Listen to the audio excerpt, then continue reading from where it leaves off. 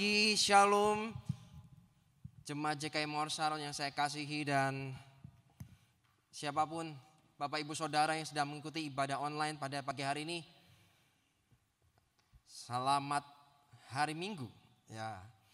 Dan sebelumnya kita memberikan apresiasi dulu kepada mereka teman-teman yang sudah melayani. Kita berikan apresiasi dulu, kita berikan tepuk tangan buat mereka. Mereka sudah memberikan waktunya, mereka sudah berlatih. Ya, di saat kondisi pandemi seperti ini, tapi mereka hati untuk melayaninya tidak kendor, bahkan semakin menyala-nyala. Jadi terima kasih buat teman-teman baik di mimbar maupun yang di belakang yang begitu antusias, begitu bersemangat melayani Tuhan. Dan hari ini, bulan ini kita akan punya tema yaitu True Freedom. Dan pada hari ini saya ingin menyambung apa yang disampaikan oleh Pastor Iman Elroy minggu lalu. Hari ini saya berikan judul tema adalah merdeka atau terpenjara. Kayaknya serem banget ya. Merdeka atau terpenjara. Mari kita buka sama-sama dulu sebagai pembuka ayat. Buka firman Tuhan pada hari ini. Kita akan belajar cukup panjang tapi tolong sabar. Karena kalau saya ambil cuma sepotong-sepotong takutnya nanti agak nggak jelas ya. Jadi kita baca sama-sama di Yohanes pasal 5 ayat 1-9 supaya kita mengerti ini ceritanya bagaimana. Ceritanya adalah penyembuhan pada hari Sabat di kolam Bethesda. Ayat yang pertama, sudah itu ada hari raya orang Yahudi dan Yesus berangkat ke Yerusalem. Di Yerusalem dekat pintu gerbang domba ada sebuah kolam yang dalam bahasa Ibrani disebut Bethesda. Ada 5 serambinya. Dan di serambi-serambi itu berbaring sejumlah besar orang sakit. Orang-orang buta, orang-orang timpang dan orang-orang lumpuh yang menantikan goncangan air kolam itu. Dikatakan sebab sewaktu-waktu ada kairos. Ya, itu seperti kairos, ada waktunya Tuhan. Turun malaikat Tuhan kolam itu dan menggoncangkan air itu. Barang siapa yang terdahulu masuk ke dalamnya, sesudah goncangan air itu menjadi sembuh. Apapun juga penyakitnya. Yang kelima, di situ ada seorang yang sudah 38 tahun lamanya sakit. Ketika Yesus melihat orang itu berbaring di situ dan karena ia tahu, ada kata karena ia tahu, karena Yesus tahu bahwa ia telah lama dalam keadaan itu. Berkatalah ia kepadanya, maukah engkau sembuh? Nah, ini habis ini kita baca nanti di ayat yang ke-8, tapi izinkan saya menjelaskan sebentar. Bisa dibayangkan gak Bapak Ibu Saudara, ada seorang sakit 38 tahun lamanya. Bisa dibayangkan itu. Dan dikatakan bahwa nanti kita akan lihat penjelasannya. Ya, orang kalau ditanya mau apa enggak, ya maukah engkau sembuh? Itu sudah jelas. Itu diantara jawabannya cuma 2. Mau atau tidak mau, udah gitu aja. Ya. Ayat ke-8. Kata Yesus kepadanya, bangunlah, angkatlah tilammu dan berjalanlah. Dan pada saat itu juga sembuhlah orang itu yang mengangkat tilamnya dan berjalan, akan tetapi itu hari Sabat. Tahukah bahwa ketika ada seorang yang 38 tahun lamanya sakit, terus ngelihat orang-orang ketika itu dalam kondisi yang sakit, kemudian melihat orang sembuh gitu ya, wah ada malaikat Tuhan turun di kolam Bethesda, orang yang cemplung pertama, wah sembuh. Dia cuma lumpuh dan dia nggak bisa ngapa-ngapain. Terus dia ketika Yesus bertanya, maukah engkau sembuh? Lalu dia punya reason, begitu banyak alasan. Kenapa ya? Gitu ya. Alasannya banyak. Dikatakan bahwa tidak ada orang yang mengangkat. Nah, tidak ada orang yang, saya baca ya. Nah, ini katanya ayat 7. Ini tadi ada kepotong deh. Nah, ini supaya jelas. Ayat 7 ya. Jawab orang sakit itu kepadanya, Tuhan, tidak ada orang yang menurunkan aku ke dalam kolam itu. Apabila airnya mulai goncang dan sementara aku menuju kolam itu, orang lain sudah turun mendahului aku. Nah, ini dia. Itu dia. Ditanya mau atau enggak, malah jawabnya yang lain. Dia menjelaskan kronologinya.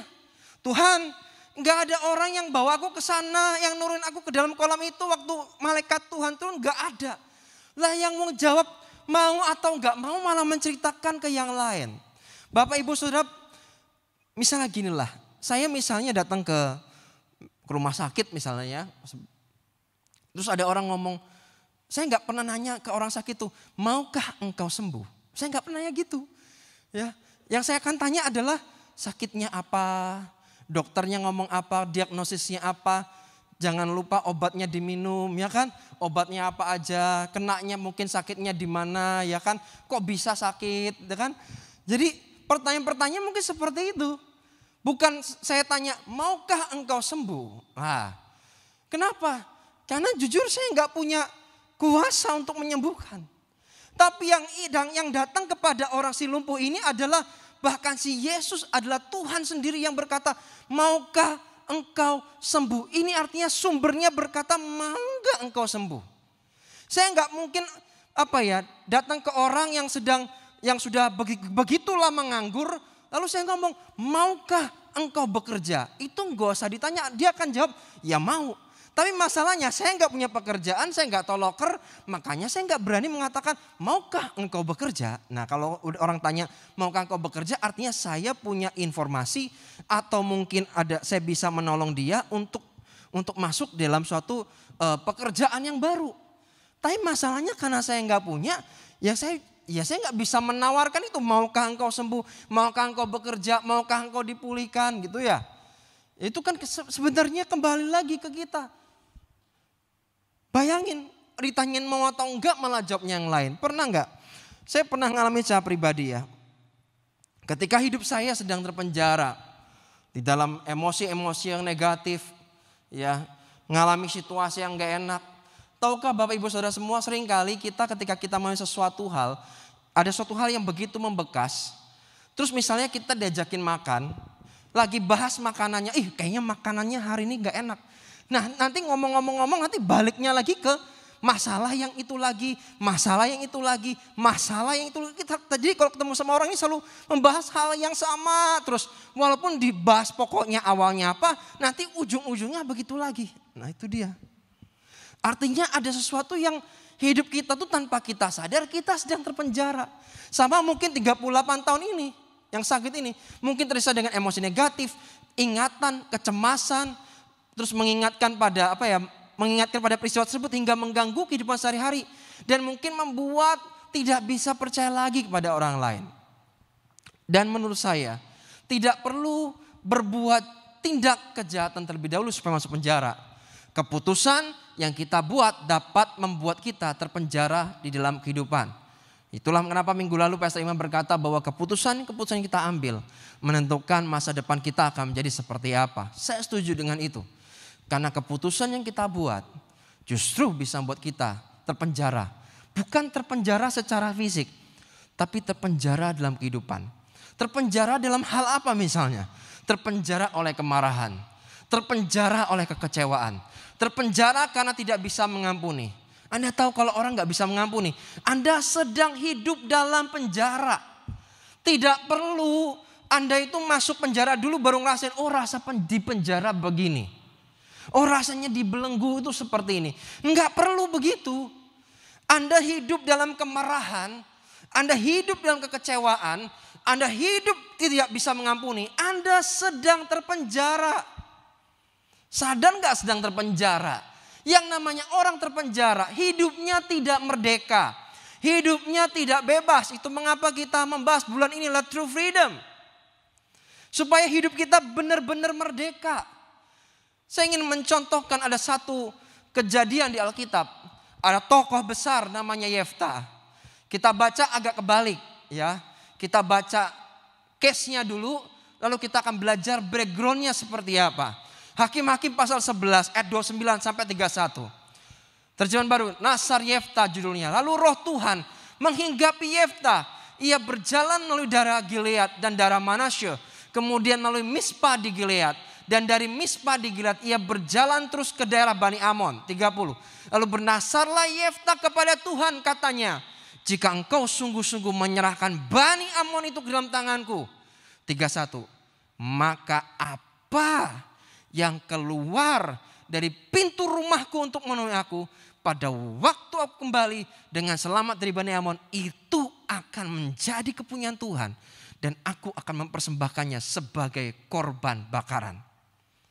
Siapa Yeftah? Kenapa dia bisa berkata seperti itu, bisa ngucap seperti itu? Kita baca di Hakim-Hakim pasal 11. Ayat 1-8. Agak panjang gak apa-apa, tapi minimal supaya kita ngerti gambaran Yeftah itu seperti apa. Mungkin ada orang-orang yang mengalami punya background atau latar belakang kehidupan yang gak baik. Itulah mengapa jangan terpenjara dalam kondisi engkau dari background yang seperti apa. Karena sesungguhnya tidak akan pernah menghentikan Tuhan bekerja luar biasa di dalam hidup setiap kita. Bahwa Tuhan punya rencana besar, punya tujuan besar di dalam kehidupan kita. Yeftah dan Gilead judulnya. Hakim-Hakim pasal 11 ayat 1-8. Adapun Yeftah orang Gilead itu adalah seorang pahlawan yang gagah perkasa. Ini orang yang gagah perkasa, ini seorang hero. Tetapi ia anak seorang perempuan sundal. Ayah Yeftah ialah Gilead.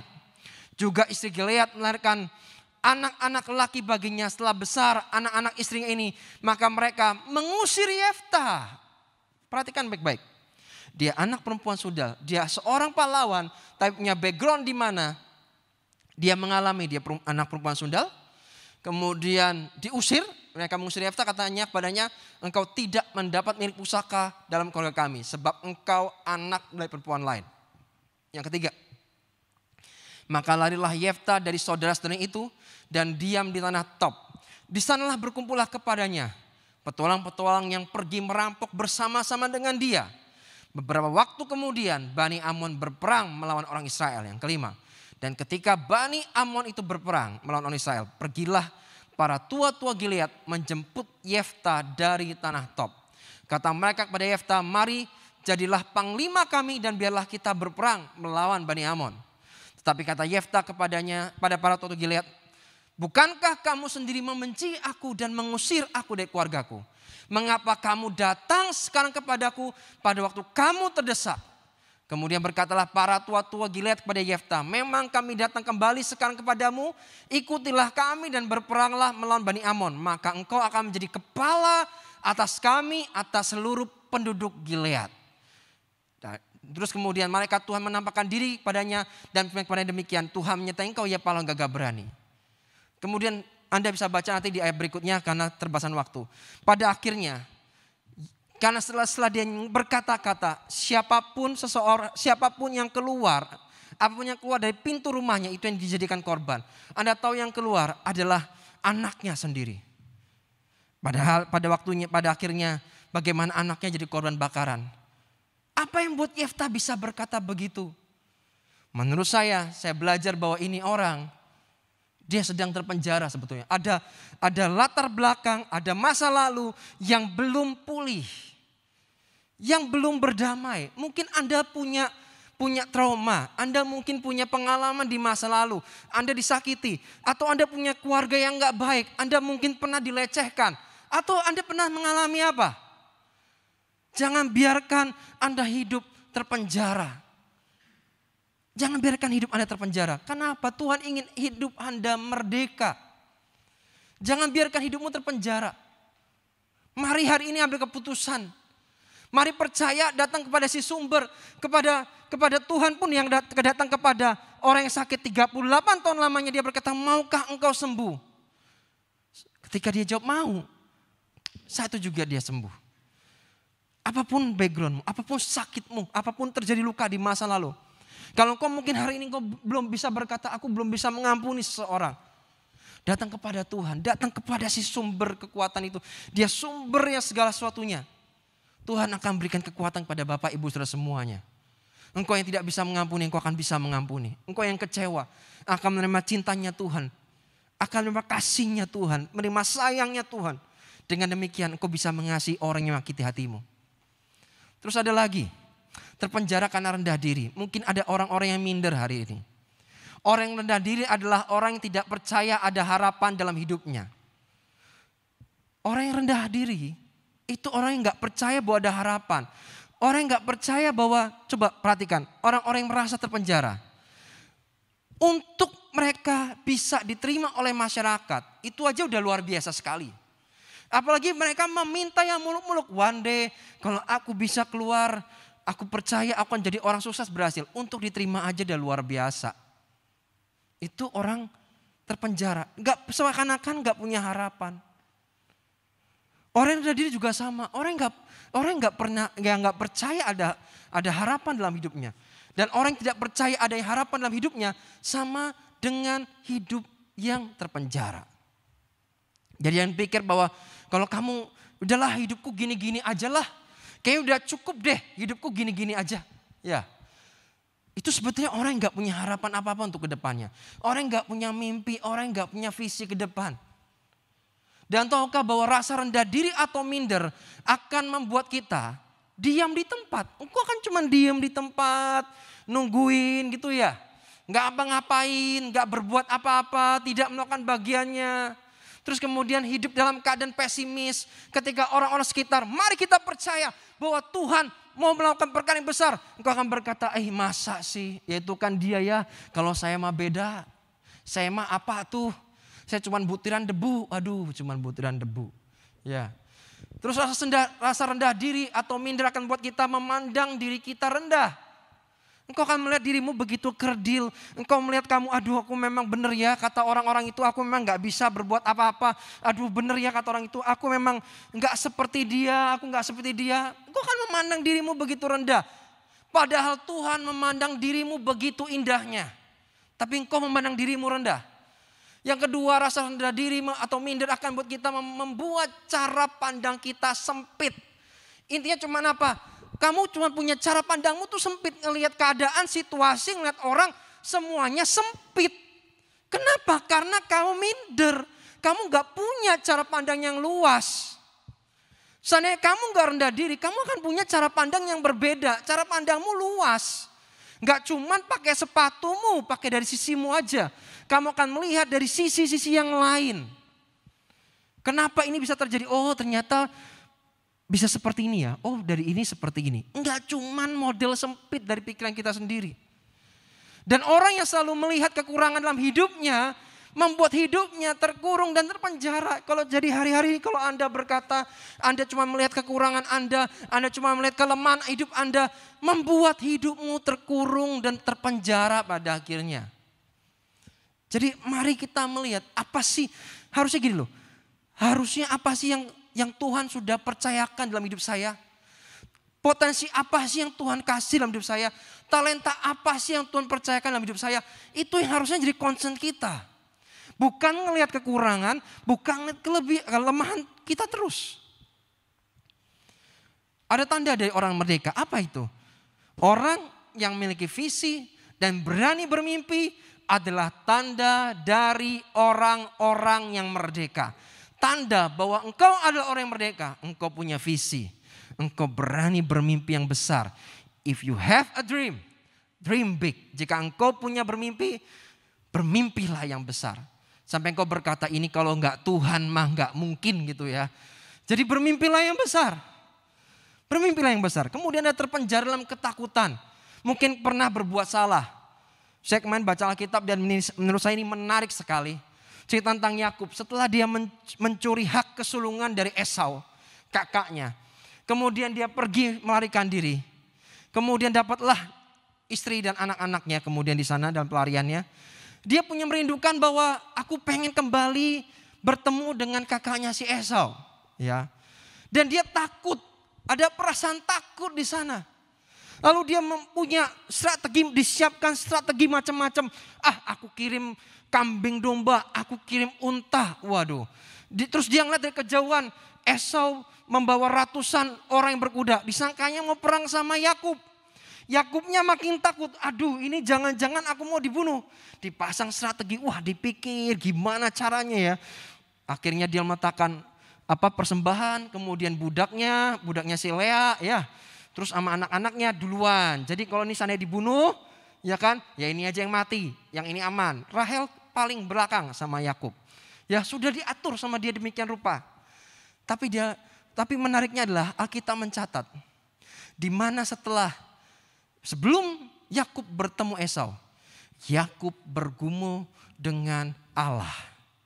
Ketika dia bergumul dengan Allah, lalu Allah memberkati Yakub. Yang terjadi berikutnya, yang dipikir Yakub kalau ketemu Esau dia bakal dibunuh atau Esau akan balas, ternyata tidak demikian. Esau datang memeluk Yakub dan hari itu mereka berdamai. Mungkin hari ini kau merasa ada rasa ketakutan, ada feeling guilty, ada perasaan bersalah yang berlebihan. Percayakah Anda bahwa ketika engkau mencari Tuhan, bergumul dengan Tuhan, sampai engkau menang dan Tuhan berkatimu, percaya Tuhan yang akan perdamaikan kau dengan para musuh-musuhmu. Tuhan sanggup memulihkan segala sesuatunya. Yang kau anggap itu mustahil, Tuhan sanggup untuk memulihkannya. Jadi percayalah, ada Tuhan yang baik, ada Tuhan yang luar biasa. Kenapa kok begitu? Yohanes pasal 19 ayat 28 sampai 30. Judulnya Yesus mati, 28. Sudah itu karena Yesus tahu bahwa segala sesuatu telah selesai. Berkatalah ia supaya genaplah yang ada tertulis dalam kitab suci. Aku haus. Di situ ada suatu bekas penuh anggur asam. Maka mereka mencucukkan bunga karang yang telah dicelupkan dalam anggur asam pada sebatang hisop. Lalu mengunjukkannya ke mulut Yesus. 30. Sesudah Yesus minum anggur asam itu, berkatalah ia, sudah selesai. Lalu ia menundukkan kepalanya dan menyerahkan nyawanya. Yesus berkata bahwa it's finished, bahwa ini sudah selesai. Yohanes 8:36. Jadi apabila anak itu memerdekakan kamu, kamu pun benar-benar merdeka. Wow. Kalau Yesus berkata, kalau Tuhan berkata bahwa dia sudah memerdekakan Anda, sesungguhnya Anda sudah benar-benar merdeka. Tapi mengapa kita memilih untuk hidup terpenjara? Menurut saya ada beberapa indikator. Yang pertama, kalau rasa bersalah yang berlebihan. Saya diberkati sekali dengan apa yang disampaikan oleh Pastor Iman. Dikatakan bahwa penyesalan tidak akan mengubah apapun. Tidak membuat hidup kita menjadi lebih baik. Tapi pengampunan akan buat hidup kita lebih baik. Jadi percayakah Anda, jangan menghukum diri Anda. Engkau tersiksa dengan perasaan bersalahmu. Bahkan ketika engkau berkata, Tuhan ampuni aku. Percaya enggak Bapak Ibu Saudara semua bahwa Tuhan sudah mengampuni Anda. Percaya dengan iman bahwa Tuhan sudah mengampuni. Sehingga jangan mau terintimidasi dengan rasa bersalah yang berlebih. Pengampunan membuat Anda merdeka. Yang kedua, merasa tidak layak atau tidak berharga. Itulah kenapa ada orang-orang yang tidak, yuk kita ibadah yuk kita inklusisi yuk. Orang merasa bahwa kayaknya aku gak layak karena kemarin habis berbuat dosa. Aduh, aku mah siapa? Ya, merasa dirinya gak berharga. Padahal Tuhan sudah memberikan kemerdekaan. Terus yang ketiga, yang paling parah adalah masih ingin hidup dalam dosa. Ya, masih ingin hidup dalam dosa. Masih ingin, ada keinginan beda antara jatuh dalam dosa dan hidup dalam dosa. Saya pun tidak kebal untuk tidak jatuh dalam dosa. Tapi jangan mau hidup dalam dosa. Hidup dalam dosa itu apa sih? Kita tahu ini keliru, kita tahu ini salah, tapi kita terus menikmati dosa itu. Walaupun saya tahu dosa itu pasti nikmat. Kalau tidak nikmat, tidak dikerjakan berkali-kali, diulangi dan diulangi. Dosa itu sifatnya nikmat, sifatnya sedap. Makanya kalau orang sudah masuk menikmati pengen terus kayak nagih gitu ya, kayak edik. Mari lepaskan, mari hiduplah sebagai orang yang merdeka. Jangan mau hidup terbelenggu atau masih ingin hidup dalam dosa. Kenapa? Mungkin kau merasa bahwa engkau merasa, apakah Tuhan masih terima saya ya? Saya sudah seperti ini hidup saya, apakah Tuhan terima saya? Roma 5 ayat 8-11. Akan tapi Allah menunjukkan kasih-Nya kepada kita. Oleh karena Kristus telah mati untuk kita. Ketika kita masih berdosa. Wow, ini powerful banget. Bahkan ketika kita masih berdosa, Tuhan sudah menunjukkan kasih-Nya kepada kita. Lebih-lebih karena kita sekarang telah dibenarkan oleh darah-Nya. Kita pasti akan diselamatkan dari murka Allah. Sebab jikalau kita ketika masih seteru diperdamaikan dengan Allah oleh kematian anaknya. Lebih-lebih kita yang sekarang telah diperdamaikan. Pasti akan diselamatkan oleh hidupnya. Amin. Jadi apapun kehidupanmu, mungkin kau berkata ada rasa tertuduh yang luar biasa. Engkau ada perasaan bersalah, engkau merasa gagal dalam hidup. Engkau mungkin merasa gagal sebagai orang tua. Ayo hidupnya hari ini diserahkan kepada Tuhan. Serahkan hidupmu dalam sebagai Tuhan dan kau berkata dan percayalah bahwa Tuhan mau memerdekakan hidupmu. Bahwa dia sayang, dia mengasihi engkau dan menerimamu apa adanya. Roma 5 ayat 8 sampai 11. Dan bukan hanya itu saja. Kita malah bermegah dalam Allah oleh Yesus Kristus Tuhan kita. Sebab oleh dia kita telah menerima pendamaian itu. Jadi apapun yang kita alami hari ini. Mari percaya bahwa Yesus Tuhan mengasihi Anda Bapak Ibu. Apapun kondisi Anda hari ini. Mungkin kau sedang terpenjara dalam hidup Anda. Kau berkata bahwa Tuhan merdekakan aku, bebaskan aku. Mungkin hari ini ada orang-orang yang terikat dengan dosa masa lalu. Atau hari ini kau masih menikmati dosamu. Mari hari ini tinggalkan itu. Kenapa? Karena Tuhan sudah memberikan kemerdekaan kepadamu. Saya minta tim musik bisa siap. Kita mau masuk dalam worship menyembah Tuhan. Karena saya percaya ada hadirat Tuhan yang luar biasa. Dimanapun Anda sekarang, Tuhan rindu untuk memerdekakan engkau. Karena dia sudah sungguh-sungguh sudah memerdekakan engkau. Kalau anak sudah memerdekakan engkau, berarti engkau harusnya sudah merdeka. Jangan hidup dalam dosa lagi. Mari tinggalkan hidup yang sia-sia. Dan percayakan hidupmu di dalam tangan Tuhan yang ajaib. Amin. Jangan mau hidup di dalam dosa. Yohanes 8:32, saya closing dengan ini. Dan kamu akan mengetahui kebenaran. Dan kebenaran itu akan memerdekakan kamu. Kenapa saya hari ini buka banyak ayat? Satu hal yang saya tahu. Kebenaran atau firman Tuhan yang akan memerdekakan hidup Anda. Bahkan saya gak bisa memerdekakan hidup Anda. Tapi kebenaran akan memerdekakan hidup Anda. Kenapa dari saya baca firman cukup banyak. Supaya Anda mengetahui kebenaran. Dan kebenaran itu akan memerdekakan hidupmu. Penyesalan tanpa pertobatan tidak akan membuat hidup kita mengalami perubahan. Sekedar menyesal tanpa adanya pertobatan tidak akan pernah membuat hidup kita mengalami perubahan. Tidak akan pernah membuat hidup kita hidup yang dimerdekakan. Mari kita sembahyang. Tuhan, terima kasih buat anugerah-Mu. Hamba sudah menyampaikan pesan-Mu ya Tuhan. Mari ambil waktu kita sembah Tuhan bersama. Terima kasih Tuhan Yesus. Mungkin hari ada jemaat, Bapak Ibu Saudara yang sedang mengalami hari ini. Kayaknya hidupku terpenjara karena kemarahanku. Karena aku sakit hati, aku tidak bisa mengampuni, aku kecewa. Engkau marah. Engkau terpenjara karena rasa takut. Hari ini mari datang ke Tuhan. Karena kita percaya Tuhan akan tolong. Draw me close to you. Tolong doakan saya. Saya baru mengerti bahwa hidup saya sedang dalam terpenjara. Sedang terkurung, sedang terpelenggu oleh begitu banyak hal. Namun hari ini saya sadar bahwa saya sedang terkurung. Saya ingin hidup saya dimerdekakan. Saya ingin bebas. Engkau mungkin yang berkata, saya butuh dimerdekakan. Saya butuh dibebaskan. Engkau boleh taruh tanganmu dada. Dan saya akan berdoa buat Bapak Ibu Saudara semua. Mari kita berdoa. Tuhan Yesus, hamba berdoa buat setiap Bapak Ibu Saudara semua yang sedang menaruh tangannya di dada. Hamba percaya Tuhan kalau anak sudah memerdekakan. Berarti mereka sungguh benar-benar sudah merdeka. Kalau engkau merasa hari ini, Tuhan aku butuh pengampunan.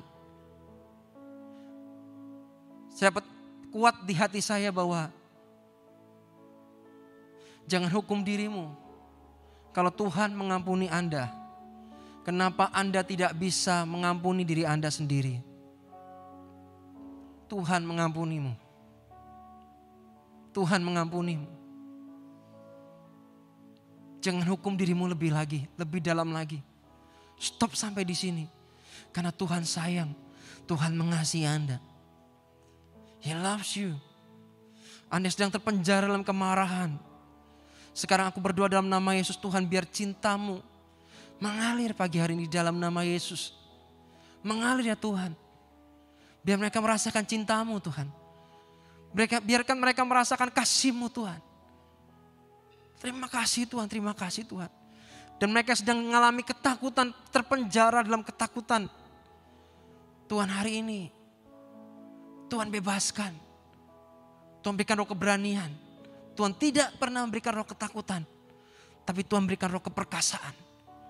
Terima kasih Tuhan, terima kasih Tuhan. Hidupmu sudah dimerdekakan oleh darah anak domba dalam nama Yesus.